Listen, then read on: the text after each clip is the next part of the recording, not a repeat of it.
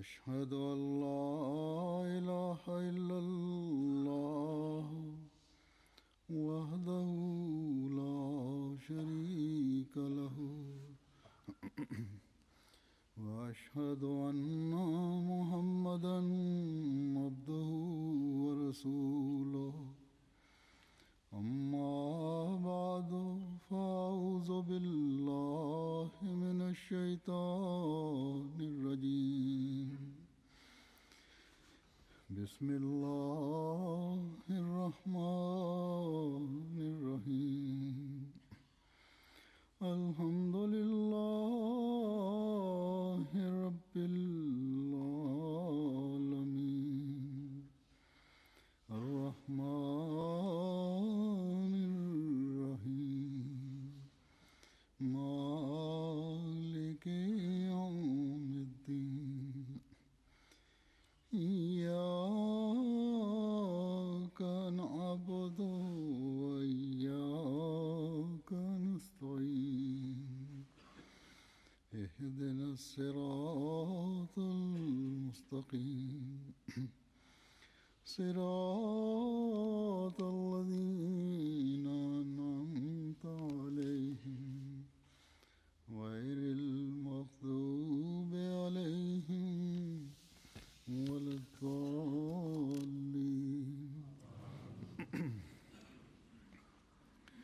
ولقد صرفنا في هذا القرآن ليذكروا وما يزيدهم إلا نفورا وننزل من القرآن ما هو شفاء ورحمة للمؤمنين ولا يزيد الظالمين إلا خسارا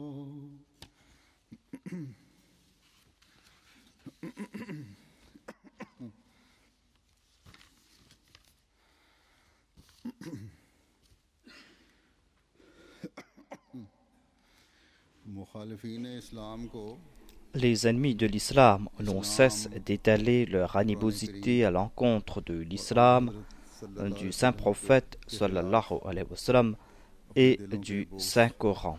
और कीले निकालने का उबाल उठता रहता है गुज़श्ता दिनों फिर Selon les informations, un incident s'est passé quelques jours de cela इस खबर का बड़ा et cet incident a causé des réactions violentes dans les pays musulmans.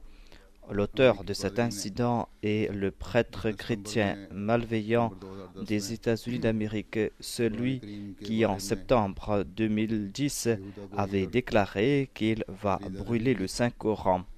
और कुरान करीम को जलाने की बातें की थी उस वक्त À l'époque, en raison de certaines pressions, il n'a pas pu commettre son acte des plus infâmes. लेकिन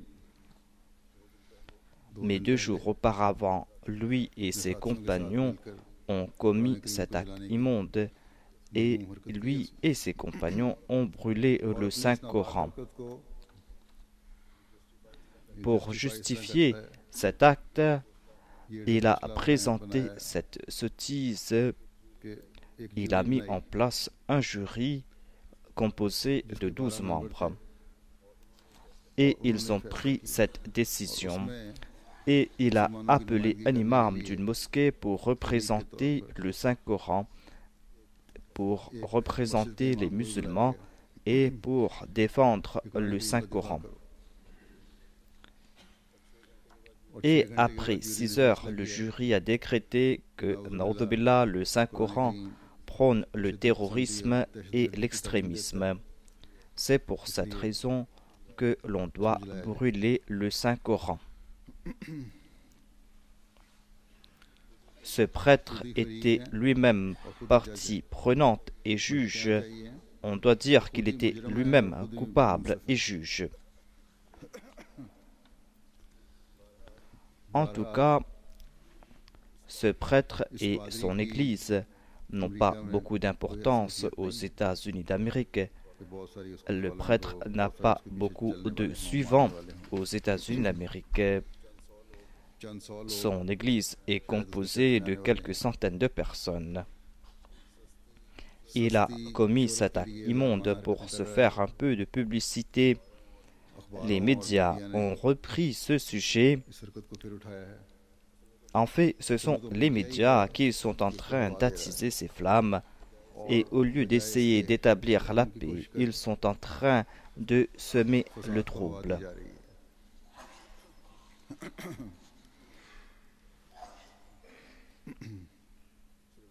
Ils le font afin de se faire de l'audience, afin d'avoir un peu de popularité.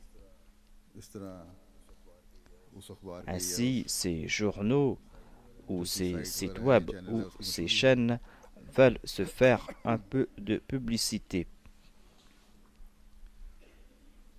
Mais les commentateurs ont déclaré qu'en dépit de cette couverture médiatique, beaucoup de personnes n'ont rien su à propos de cet incident.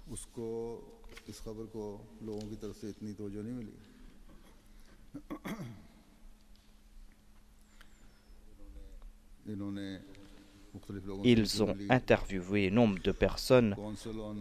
Ils ont interviewé par exemple le représentant de l'organisation du Conseil des relations islamiques aux États-Unis d'Amérique. Ce dernier a refusé de faire tout commentaire. Il a dit que cette personne méprisante veut tout simplement accomplir cet acte pour avoir 15 minutes d'antenne à la télé. Et si nous faisons de déclarations à ce sujet, elle aura quelques minutes de plus de célébrité. Et nous ne voulons pas qu'il soit célèbre pour quelques minutes de plus. Voilà donc l'opinion de ce représentant. On a tout le temps commis ces actions méprisantes à l'encontre de l'islam. Que cette action méprisante soit accomplie devant quelques membres de son Église ou que l'on commet cette action devant le grand public, lorsque le véritable croyant, avant de cette action, cela le blesse profondément. Mais cela ne veut pas dire que le croyant va placer un prix sur la tête de cette personne. Certaines organisations ont demandé la tête de ce prêtre. Cela ne veut pas dire non plus que le croyant va descendre dans les rues pour protester, pour saccager les biens d'autrui et pour renforcer davantage les mains de l'ennemi. La véritable réaction est de présenter les enseignements sublimes du Saint-Coran, de le faire par ses paroles, de le faire par ses actions, de le faire aussi par son comportement, afin que le monde commence à honnir ceux qui commettent ces actions méprisantes. Ceux qui sont aveugles ne verront pas la gloire du Saint-Coran. De toute façon, ils ne pourront pas voir cette lumière du Saint-Coran.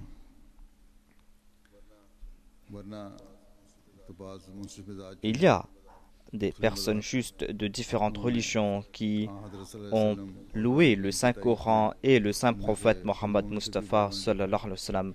Parmi eux, il y a des hindous, des sikhs, des chrétiens. Ces personnes n'ont pu que faire les éloges du Saint-Coran et du Saint-Prophète. Je vais citer un exemple ici. Des exemples qui parlent d'eux-mêmes, grâce auxquels l'on comprend le statut du Saint-Prophète aux yeux de ces non-musulmans. Et l'on comprendra l'importance et la beauté des enseignements du Saint-Coran. Il n'y a pas que ce prêtre méprisant qui est en train de parler aujourd'hui contre l'islam. Un éditorialiste américain a écrit quelques jours de cela que certainement les musulmans ne sont pas méchants. Voilà donc la ruse de l'Antéchrist. Il déclare les musulmans ne sont pas méchants, mais c'est le Saint-Coran qui leur enseigne la violence et le terrorisme. Ces personnes n'ont jamais lu le Saint-Coran, ces personnes n'ont jamais vu le Saint-Coran. Elles se contentent d'exprimer leur haine et leur animosité. Je vais citer un extrait d'un ouvrage dont le titre en anglais est History of International Development of Europe par M.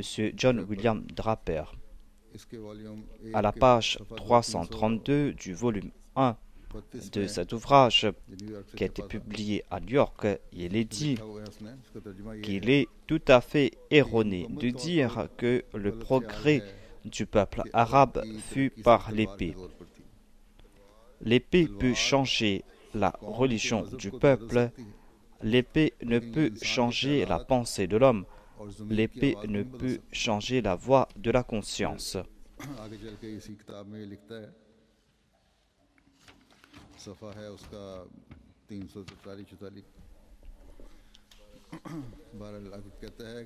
L'auteur ajoute que toute personne qui lit le Saint-Coran sans parti pris sera étonnée de constater que le Saint-Coran présente les raisons de son enseignement de la meilleure façon. Le Saint-Coran nous présente de hautes valeurs morales et d'autres vertus. L'ordre de ces enseignements sont très clairs et chacune de ces paroles sont emplies de sens. Chaque page est emplie de sens et l'on ne peut que louer le Saint-Coran. Voilà donc l'opinion de cet orientaliste. Il y a beaucoup d'autres orientalistes qui, en dépit de leurs divergences religieuses, ont été contraints de dire la vérité. La voix de leur cœur leur a demandé de faire preuve de justice et ils n'ont pu que louer le Saint-Coran et le Saint-Prophète sallallahu alayhi wa sallam. Mais quant à ceux qui sont emplis d'animosité, ils ne voient rien. Dans les versets que j'ai cités au tout début, Dieu mentionne l'état de ces personnes. Le Saint-Coran est la vérité. Il n'y a pas de doute à ce sujet. La traduction du premier verset est comme suit. Dans ce Coran, nous avons expliqué la vérité de diverses manières, afin qu'ils soient avertis, mais cela ne fait qu'augmenter leur aversion. C'est le verset 42 de la sourate Bani Israël. Le Saint-Coran a brossé le tableau de l'état de ces personnes. Le Saint-Coran nous décrit l'état des kuffars. Chaque verset du Saint-Coran présente d'une part des faits historiques du passé et le Saint-Coran présente aussi des prophéties. Ceux qui nourrissent animosité à l'égard de l'islam ont toujours existé et vont exister à l'avenir. En dépit des enseignements clairs du Saint-Coran, en dépit de tous ces éclaircissements, en dépit du fait qu'il a tout expliqué en détail sous différents angles, ils ne vont cesser d'objecter contre le Saint-Coran. Non seulement qu'ils vont y objecter, mais Dieu déclare que nous avons tout expliqué sous différents angles. Et au lieu de comprendre ces explications, cela va augmenter leur aversion. Tout comme il a été dit, Wama yaziduhum illa nufura. Cela va augmenter leur aversion concernant ces enseignements.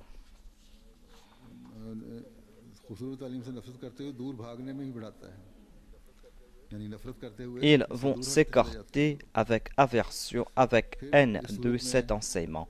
Dans la même sourate Bani Israël, Dieu a décrit davantage ces personnes. La traduction est « Et nous révélons graduellement du Coran ce qui est une guérison ainsi qu'une miséricorde pour les croyants, mais il ne fait qu'augmenter la perte des injustes. »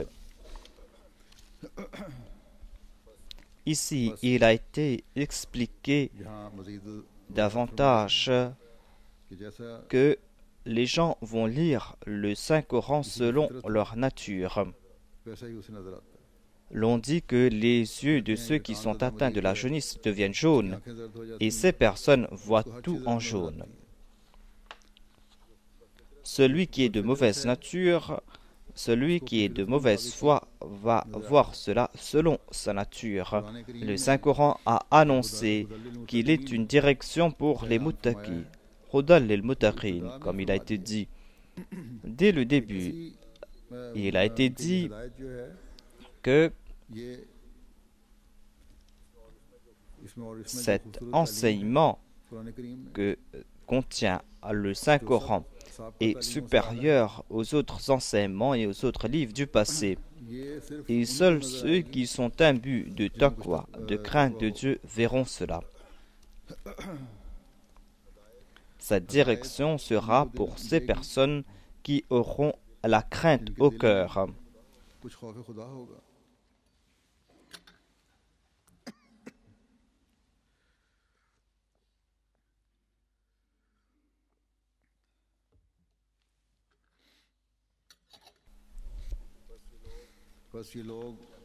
Ces personnes peuvent commettre leur infamie, leurs actions méprisantes. Nous n'avons pas peur qu'elles pourront, par leurs actions, nuire aux enseignements du Saint-Coran. Dieu lui-même est responsable du Saint-Coran et de son statut élevé. Dans ce verset, l'on trouve des bonnes nouvelles pour les croyants. Dieu déclare que le Coran est une miséricorde pour vous les croyants. Il sera tout le temps une miséricorde pour vous. Le Saint-Coran est aussi une guérison pour vos maladies spirituelles et pour vos maladies physiques. Le Saint-Coran comprend tout enseignement. Et si l'on lit ce verset avec le verset précédent, il y aura des bonnes nouvelles pour les croyants, à savoir que la vérité est venue et le mensonge a disparu. Le mensonge, la fourberie et les tromperies sont destinés à disparaître. Tel est le décret de Dieu. Ici, il a été dit clairement que l'on ne pourra pas maintenir l'honneur du Saint-Coran en mettant un prix sur la tête de quelqu'un ou en manifestant violemment ou en saccageant les biens d'autrui. Le véritable croyant est celui qui met en pratique les enseignements du Saint-Coran afin de présenter la supériorité du Saint-Coran.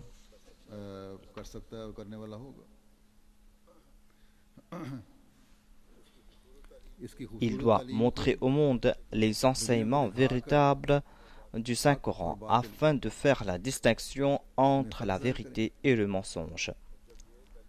Lorsqu'il va présenter ces enseignements au monde, le décret ô Dieu va mettre du baume au cœur des croyants. Ce décret de Dieu sera une miséricorde pour eux. Et ce sera l'heure de la victoire du Saint-Coran et l'heure de la victoire des croyants. Le monde n'a pas d'autre issue que de suivre le Saint-Coran pour son progrès spirituel et pour son progrès matériel. Le monde n'a pas d'autre issue que de traduire en pratique les enseignements du Saint-Coran. Nous, Ahmadis, nous ne devons pas nous soucier de leurs viles attaques, de leurs actions infâmes. Nous ne devons pas nous soucier de leurs ruses méprisantes. Nous avons accepté celui qui est venu répandre les enseignements du Saint-Coran dans le monde de nouveau.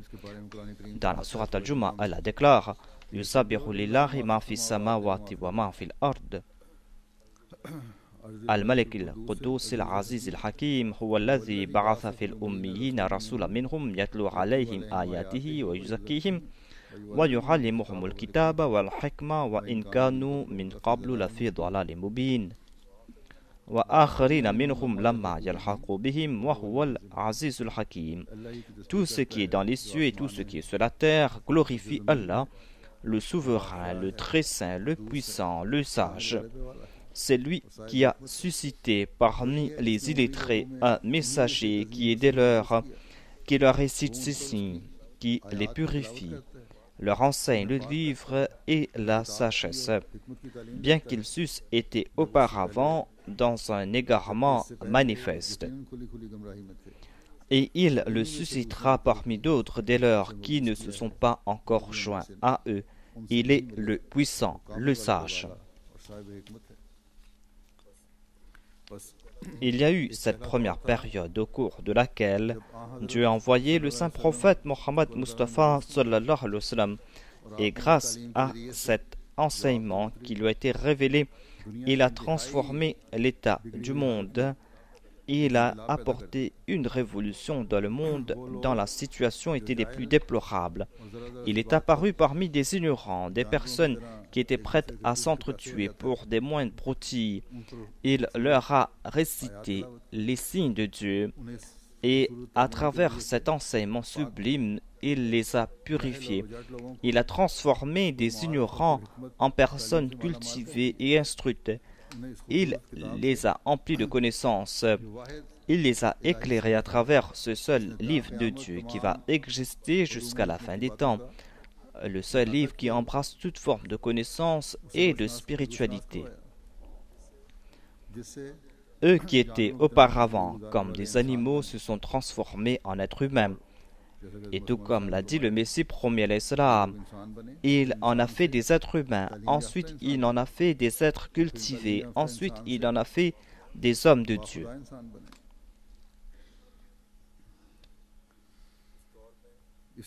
Dieu nous a accordé sa grâce de nouveau.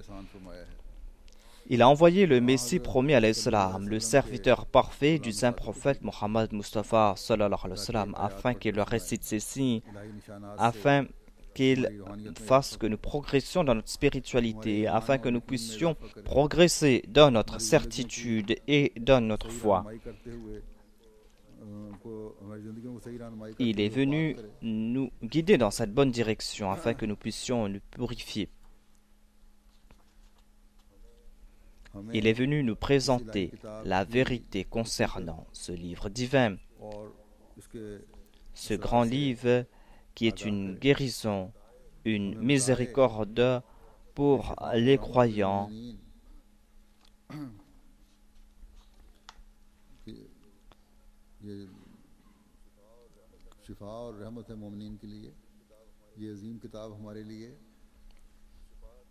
Comment ce livre est-il une guérison pour nous les croyants? Dans ce dernier livre de loi, on trouve des perles de sagesse cachées. Il nous les a montrées. C'est une faveur qui a été accordée aux croyants. Ceci a été accordé uniquement aux serviteurs du saint prophète Mohammed Mustafa sallallahu alayhi wa sallam. Ceci a été accordé à ceux qui vont suivre les commandements de Dieu.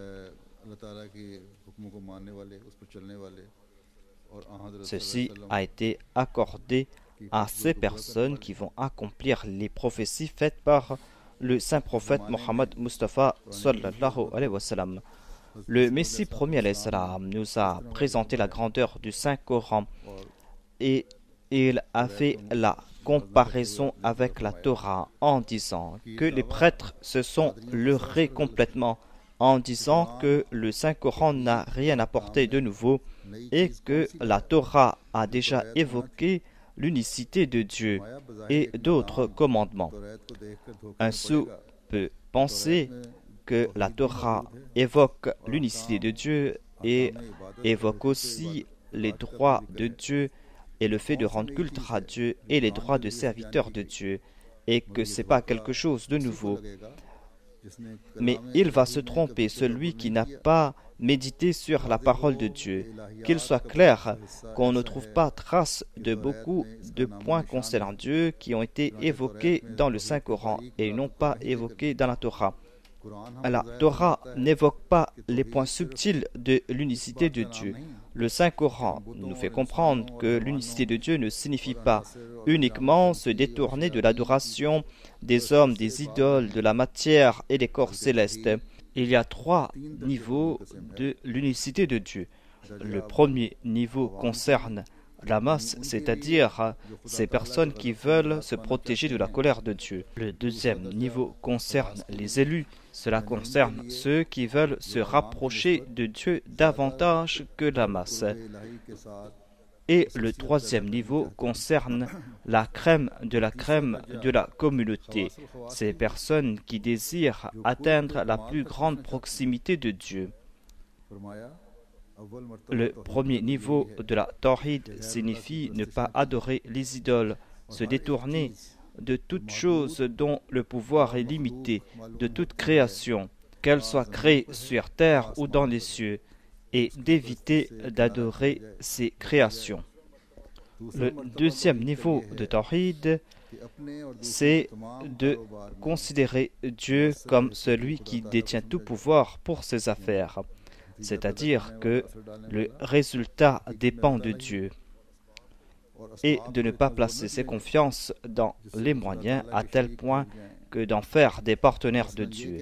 Par exemple, dire que j'aurais subi des pertes si X n'était pas là, ou dire que si Y n'était pas là, je serais détruit. Si l'on prononce ces paroles et que l'on accorde quelque importance à X et Y, ce sera considéré comme du shirk de notre part. Le troisième type de tawhid, c'est de se départir de ses intérêts personnels par amour pour Dieu et de s'annihiler complètement dans l'unicité de Dieu. La Torah nous présente-t-elle de tels niveaux de tawhid? La Torah ne nous présente pas ni l'enfer ni le paradis. On trouve quelques indications, certes. Ainsi, la Torah ne nous présente pas tous les attributs de Dieu. On ne trouve pas des détails à ce sujet. Si la Torah avait présenté ces paroles qui ont été présentées dans le Saint-Coran, à savoir Qul huwallahu ahad, Allahu samad, lam yalid wa lam yulad wa lam yakul lahu kufuwan ahad, si le Saint-Coran avait présenté ces paroles, eh bien les chrétiens auraient évité d'adorer une créature de Dieu. La Torah ne nous présente pas tous les aspects des droits, mais le Saint-Coran nous présente tout cela à la perfection. Par exemple, Allah déclare Inna Allaha ya'muru bil adli wal ihsani wa ita'i dhil qurba, c'est-à-dire Allah vous enjoint la justice et que vous accordez des faveurs aux autres et que vous serviez les autres comme si ce sont des proches parents. C'est-à-dire, cette sympathie pour l'humanité doit être naturelle. Vous ne devez pas faire étalage des faveurs accordées. Cette sympathie doit être naturelle à l'instar de la sympathie qu'éprouve une mère pour son enfant. La Torah ne nous présente pas des arguments logiques pour prouver l'existence de Dieu, l'unicité de Dieu et ses attributs. Le Saint-Coran nous présente des arguments logiques concernant ses décrets, concernant la révélation, concernant la Naboua. Le Saint-Coran a traité tout cela sous un angle philosophique et a facilité la tâche pour ceux qui sont en quête de vérité. Le Saint-Coran a présenté ces arguments clairement et personne n'est apte à présenter d'autres preuves concernant l'existence de Dieu.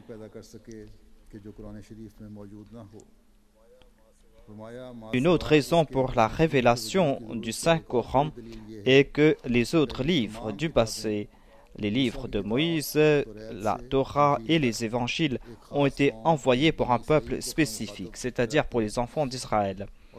Et il a été dit clairement que ces livres ont été révélés à un peuple spécifique et pas pour l'humanité en général. Mais le Saint-Coran comprend l'humanité tout entière et a pour tâche la réforme de l'humanité tout entière et pas un peuple spécifique. Il a été dit que le Saint-Coran était révélé pour l'humanité tout entière et il a pour but la réforme de tout un chacun. Voilà donc un aperçu de ce trésor qui nous a été présenté par l'imam de l'époque. Il a parlé à propos de la supériorité du Saint-Coran. Nous sommes chanceux en tant qu'Ahmadi.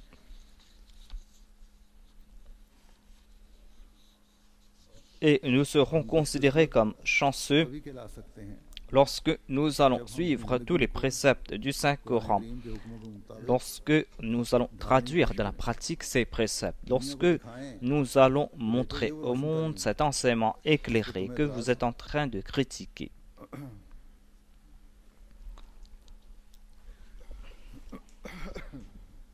C'est ainsi que nous allons nous acquitter de notre devoir des membres de la communauté des Akharines.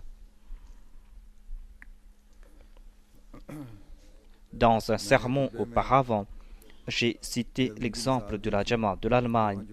Là-bas, ils ont organisé des expositions sur le Saint-Coran dans différents endroits. Dans certains cas, ils ont utilisé des salles d'église et cela a eu un effet très positif. Ils ont eu une bonne couverture médiatique. Et j'ai dit que les autres Jamaat aussi doivent en faire de même. Mais on n'a pas encore suivi ces conseils. Si on avait agi ainsi aux États-Unis d'Amérique, si on avait organisé ces expositions sur le Saint-Coran, eh bien les médias qui sont intéressés par l'islam et qui sont en train d'écouter d'une part ces personnes méprisantes vont aussi se tourner vers ce que nous avons à dire. C'est vrai que la Jamaat des États-Unis d'Amérique a fait, par la grâce d'Allah, des efforts conséquents pour présenter le message de paix de l'islam et de la communauté. Ils ont organisé des séminaires, ils ont distribué des dépliants. Ce travail a été très bien fait, ils ont eu une bonne couverture médiatique, mais ils n'ont pas organisé ces expositions comme on devait le faire. La tâche du croyant, c'est d'être vigilant dans tous les domaines. Si l'on organise cela aux États-Unis et ailleurs, si l'on organise ces expositions et que l'on loue des salles, car des fois, lorsqu'on organise cela dans des mosquées, il n'y a pas beaucoup de visiteurs parce que l'islam a mauvaise presse, parce que les gens se sentent intimidés par l'islam. Donc, si on loue des salles pour ces expositions et si on présente les traductions du Saint-Coran, si l'on présente ces enseignements sublimes et si l'on présente aussi de belles affiches et des bannières à ce sujet, eh bien, certainement, cela va attirer les gens. Vous aurez une bonne couverture médiatique, d'une part, car ces temps-ci, ils sont intéressés par l'islam. Certainement, ils ont écrit des choses positives. Dans la plupart des cas, ce qu'ils disent à propos de la communauté est positif. Dieu sait quelle est leur intention, mais en tout cas, nous devons profiter de cette situation. Nous participons certes dans des exhibitions qui sont organisées ici et là, mais on n'a pas une bonne couverture médiatique, car au même endroit, il y a d'autres expositions et les gens sont intéressés par d'autres choses. Lorsque nous allons faire quelque chose séparément, cela aura un effet tout autre. Si tout est bien organisé, l'on pourra faire connaître au monde les enseignements du Saint-Coran. Il faut connaître aussi ses préceptes et ses enseignements.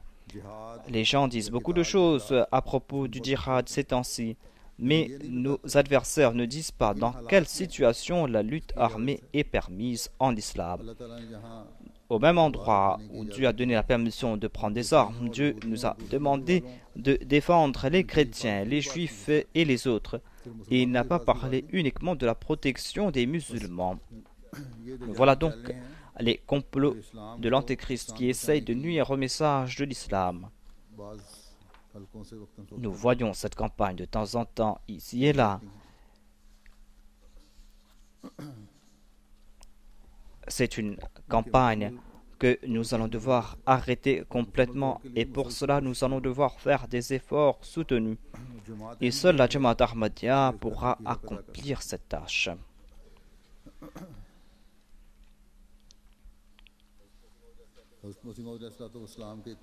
J'ai cité le Messie premier l'Islam et grâce à ces paroles on comprend l'importance des enseignements du Saint-Coran. Il a fait une comparaison entre le Saint-Coran et la Torah. L'islam a souligné l'importance de la paix et de la justice. À ce sujet, Allah déclare La yanhakumullahu anil ladhina lam yuqatilukum fid din wa lam yukhrijukum min diyarikum an tabarruhum wa tuqsitu ilayhim inna Allaha yuhibbul muqsitin. Allah ne vous interdit pas d'être bienveillant et d'agir équitablement envers ceux qui ne se sont pas battus contre vous à cause de votre religion et qui ne vous ont pas chassé de vos habitations. Assurément, Allah aime ceux qui sont équitables. Allah ne nous demande pas de couper toute relation avec ceux qui ne se sont pas battus contre nous. Il ne nous interdit pas d'être juste envers eux. Ensuite, Allah déclare Ya ayyuhalladhina amanu kunu qawwamina lillahi shuhada'u bil qisti wa la yajrimannakum sha'anu qawmin ala la ta'dilu i'dilu huwa aqrabu littaqwa wa taqullaha innallaha khabirun bima ta'malun. Ô vous qui croyez, soyez fermes de la cause d'Allah en portant témoignage avec justice. Et ne laissez pas l'hostilité d'un peuple vous inciter à agir autrement qu'avec justice. Soyez toujours équitable, car l'équité est plus près de la piété. Et craignez Allah, assurément Allah est très conscient de ce que vous faites. Allah déclare Wa'budullaha wa la tushriku bihi shay'an wa bil walidayni ihsana wa bidhil qurba wal yatama wal masakini wal jari dhil qurba wal jari dhil junubi وصاحب بالجنب وابن السبيل وما ملكت أيمانكم إن الله لا يحب من كان مختالا فخورا. Et adorez Allah et ne lui associez rien. Témoignez de la bonté envers les parents, envers les proches parents, les orphelins et les indigents, le voisin qui vous est apparenté et le voisin qui vous est étranger, le compagnon qui est à votre côté, le voyageur et ceux que vos mains droites possèdent.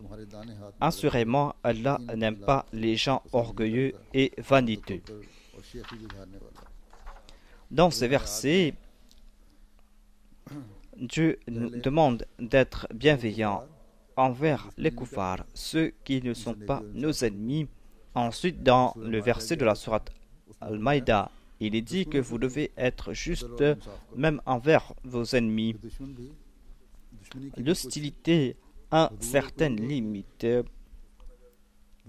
Si l'ennemi est en train de commettre des actions méprisantes et viles, vous ne devez pas vous départir de la justice et être hostile outre mesure envers eux. Le châtiment doit être à la mesure de la crime et pas au-dessus. Vous ne devez pas commettre les mêmes actions abjectes qu'ils commettent. Et dans le troisième verset qui est de la sourate An-Nisa, il est dit que vous devez être bienveillant envers les parents et envers tout être humain. Vous devez être bienveillant envers l'humanité tout entière, afin que vous puissiez établir la paix dans la société. Voilà les enseignements que l'on doit mettre en pratique afin d'établir la paix. Voilà la garantie de la paix aujourd'hui de la société. Ce prêtre qui a commis cet acte des plus abjects, cet outrage du Saint-Coran, n'est pas en train de garantir la paix. Certainement, ces personnes vont attirer la colère de Dieu. Lorsque nous voyons ces actions infâmes, ces attaques contre l'islam et le Saint-Coran et le Saint-Prophète, nous devons en premier lieu essayer de suivre les enseignements de l'islam. Et nous devons présenter à la société les enseignements sublimes de l'islam. Pour cela, nous devons utiliser les moyens que nous avons à notre disposition. Que Dieu nous en accorde la possibilité. Avant de terminer, je veux évoquer un grand érudit de la communauté, un aîné de la communauté, qui était aussi un hafiz de Coran, qui avait un grand amour pour le Saint-Coran. Il avait aussi fait des études poussées. Il avait fait son doctorat et il a laissé son nom dans le domaine de l'astronomie. Mais pour lui, tout le temps, la science a suivi le Saint-Coran. Il est décédé quelques jours de cela. Inna lillahi wa inna ilayhi raji'un. Son nom est Hafiz Saleh Mohammed Al-Din.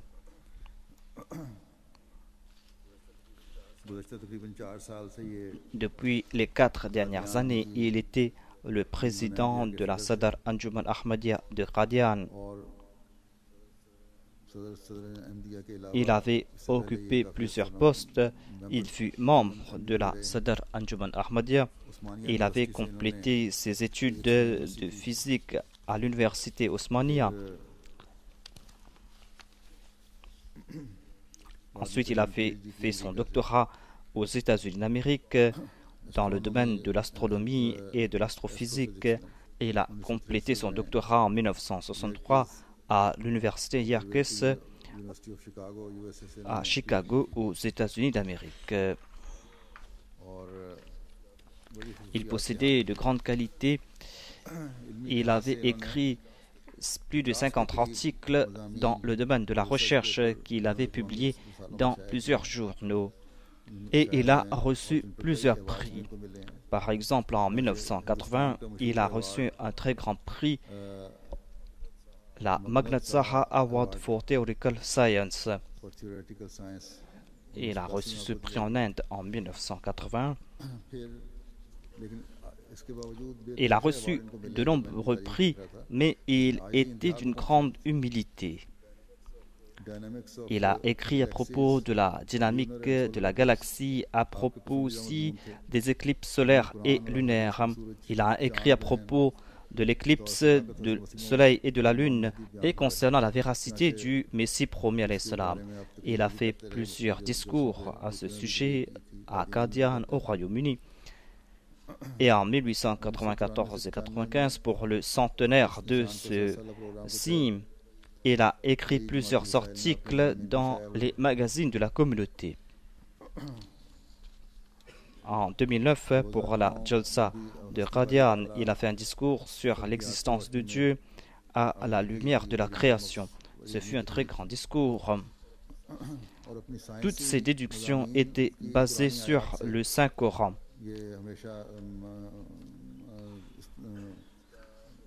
Tous ces articles scientifiques étaient déduits des versets du Saint-Coran. Il avait une très grande aptitude dans ce domaine. C'est pour cette raison qu'il était enclin à écrire de tels articles. Il était affilié avec plusieurs universités. C'est une très longue liste que je peux mentionner ici. Ensuite, il a reçu un autre prix du Great Minds of the 21st Century de l'American Biographical Institute en 2003.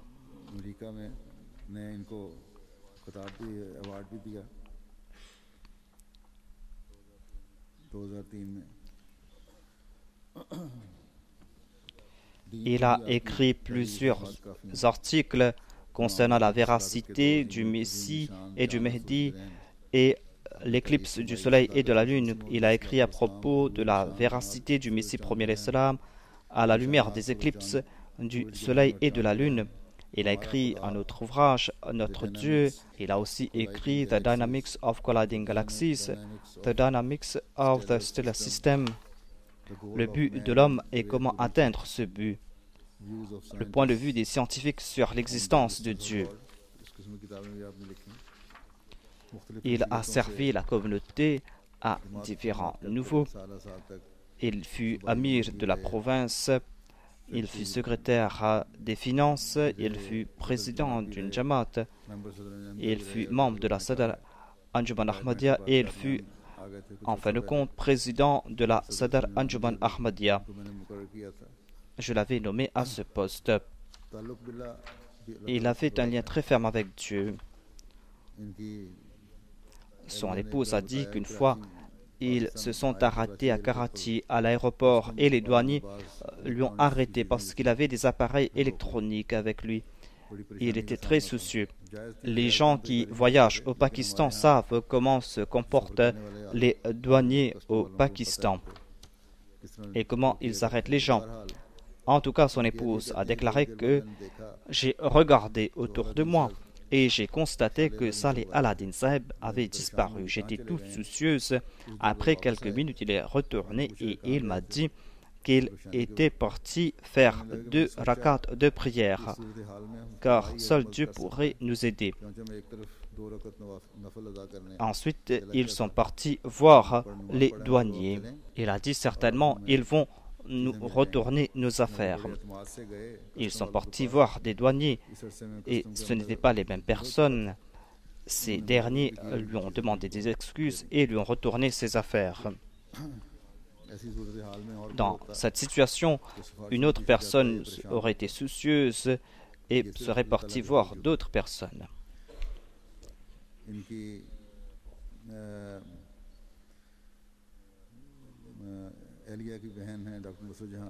Il était le gendre du Maulvi Abdul Malik Saheb. Il a dit qu'à Qadian, je ne pouvais pas partir à la mosquée et cela le blessait profondément. Sa belle-sœur a rapporté un incident et d'autres personnes aussi en ont fait mention. Saleh Al-Din Saheb a déclaré que quand j'avais 26 ans, je me suis présenté à Cheikh Yaqub Ali Irfani. Quand je suis entré à l'intérieur, et Cheikh Yaqub Ali Irfani m'a demandé « Est-ce qu'on va faire cela aujourd'hui ou après ?»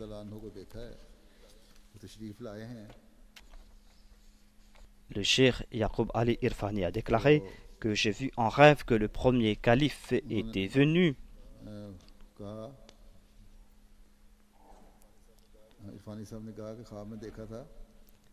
et que vous, c'est-à-dire Saleh Al-Din Saheb, s'est assis à la place du premier calife. Dans ce rêve, Cheikh Yaqub Irfani a vu le premier calife qui s'est levé et qui a laissé sa place à Saleh Al-Din. Saleh Al-Din Saheb a déclaré que je suis loin du statut du premier calife Hadrat Maulvi Nuruddin.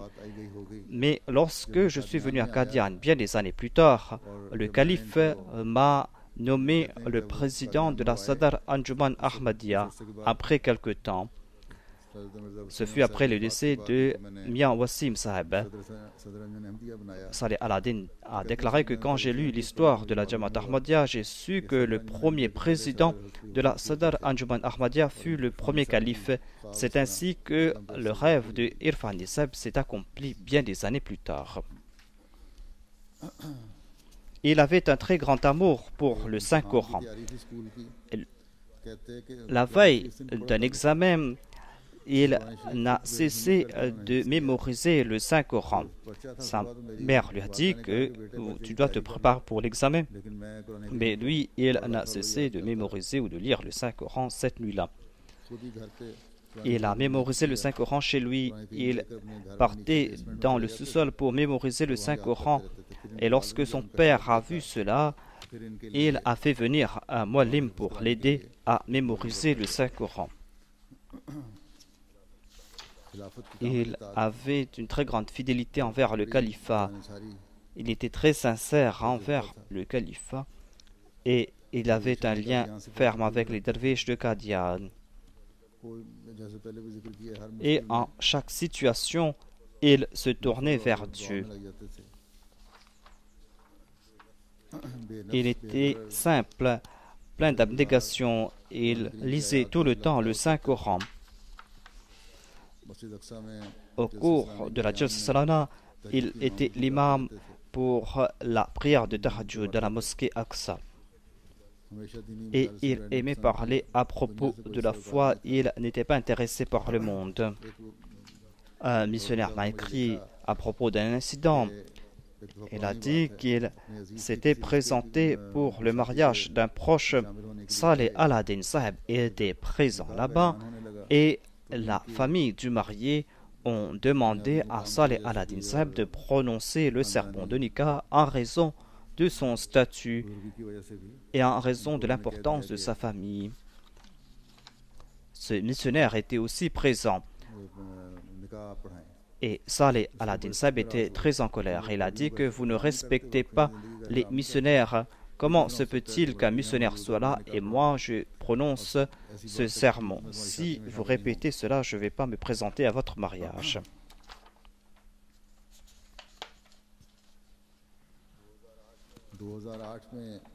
En 2008, après le serment du califat, son état avait changé complètement. Et il était toujours prêt à prêcher le message de l'Ahmadiyya. Il avait rétabli des contacts avec ses collègues scientifiques. Il a ouvert un compte email et il les a contactés. Il les a invités à Qadian à plusieurs reprises. En dépit de sa faiblesse physique, il partait à Delhi pour les rencontres scientifiques afin de rencontrer ces scientifiques.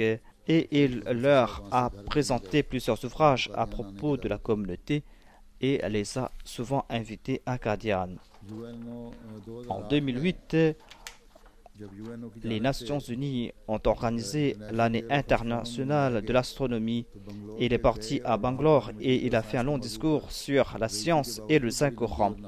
Ce fut un discours important et il a prononcé ce discours en dépit de sa faiblesse. Et après cela, il a rencontré plusieurs autres scientifiques.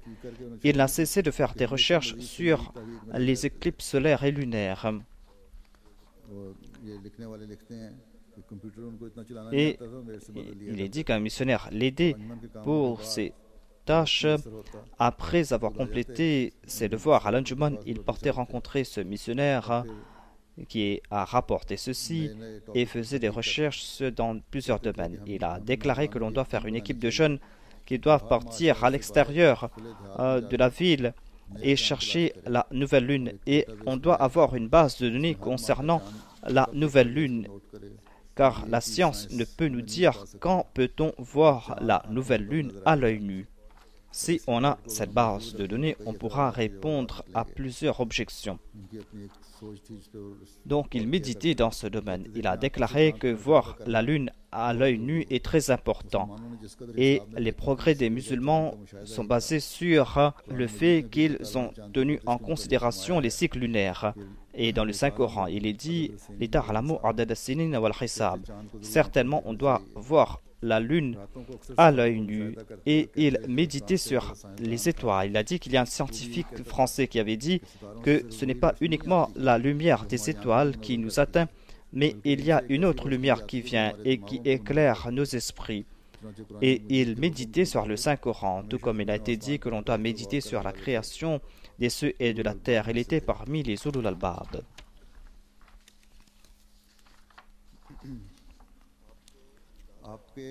Son grand-père fut le premier Ahmadi de la famille.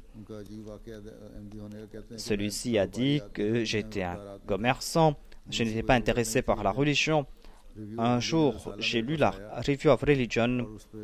Il y avait une annonce concernant la philosophie des enseignements de l'islam. Le grand-père de Saleh Al-Din Sahib a déclaré que j'ai commandé ce livre et cet ouvrage a dissipé toute obscurité et cela a apporté un grand changement en moi. J'ai commencé à jeûner et j'ai commencé à prier régulièrement. J'ai même commencé à faire la prière tahajjud.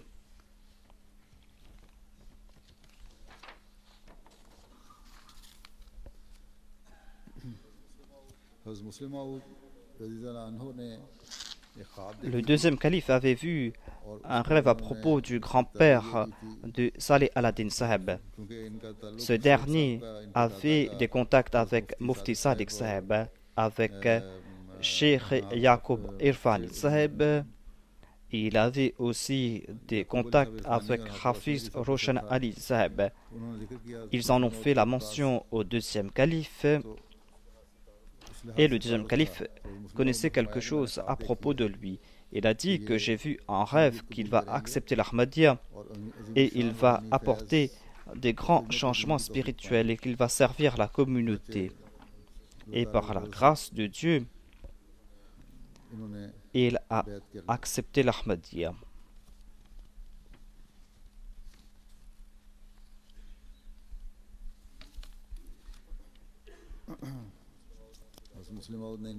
Le deuxième calife a évoqué le grand-père de Saleh al-Din Saheb. Il déclare qu'il est en tête de liste concernant ceux qui servent la communauté. Je connais sa situation financière. Sa situation n'est pas aussi bonne que les gens le pensent. Mais Dieu lui a accordé un cœur pur et je suis fier de lui. Car avant même qu'il ait accepté l'Ahmadiyya, Dieu m'avait informé concernant sa sincérité, alors que je ne l'avais pas encore vu. Il avait une grande douleur pour la communauté et moi-même j'envie ses sacrifices. Je le considère comme une faveur de Dieu. Si seulement les autres membres de la communauté et les commerçants suivent son exemple et qu'ils soient aussi sincères que lui.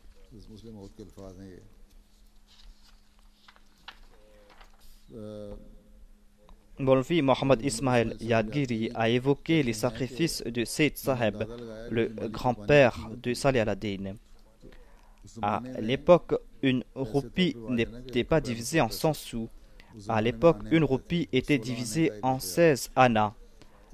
Et le Maulvi Ismail déclare que j'ai constaté que Sayyid Saheb dépensait 16 annas pour la cause de la foi et gardait que 2 annas pour sa personne.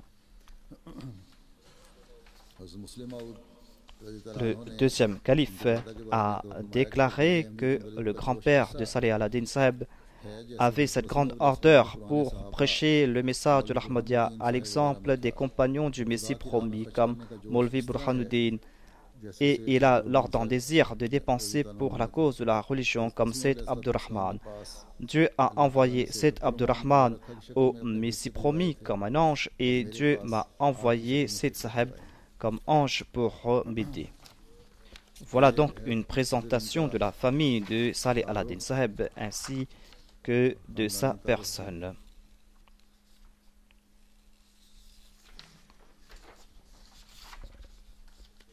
Saleh al-Din Saheb était d'une très grande simplicité.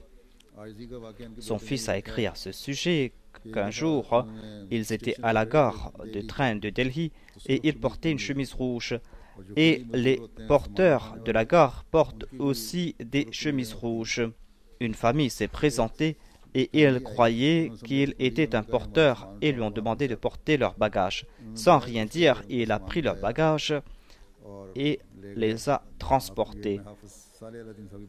Donc je parle de Hafiz Saleh al-Din Saheb. Il a transporté donc leurs bagages sans rien dire. Et lorsque les voyageurs ont voulu le payer, il a tout simplement répondu que vous m'avez demandé de porter vos bagages. Et je vous ai aidé, je ne vais pas demander un prix pour cela. Et ces gens étaient très embarrassés. Il était d'une grande simplicité et d'une grande humilité. Lorsqu'il est venu pour la Jalsa pour la première fois en 2003, sa santé n'était pas très bonne. Il y a eu des problèmes concernant son transport de l'aéroport et concernant son logement, mais sans se plaindre, Il a tout accepté. Qu'Allah lui accorde sa miséricorde et qu'Allah fasse aussi que ses enfants puissent marcher sur ses pas. Son épouse est décédée quelque temps de cela. Je vais diriger sa prière funéraire après la prière de Juma et je vais diriger la prière funéraire de Mokaram colonel Mohammad Saïd Saib qui est décédé le 15 mars 2011 au cours de son voyage vers le Pakistan. Il était missionnaire honoraire, il fut aussi secrétaire général, il a occupé plusieurs autres postes. Il était aussi le coordinateur de l'Ahmadiyya Gazette. Au Québec, il a travaillé sur la traduction du Saint-Coran en langue française et en langue urmouki. Lorsque le quatrième calife avait lancé le plan Buyutul Ham à Rabwa, il avait désiré donner 100 000 roupies de sa part et de la part de sa famille, et il n'a pas pu le faire. Et lorsqu'il est venu au Canada, il a offert 100 000 $ pour la construction de la mosquée Baitul Salam. Il a aussi offert de grosses sommes pour la publication du Saint-Coran dans 2 langues. Qu'Allah exalte son statut. Donc je vais diriger la prière funéraire de ces 2 personnes.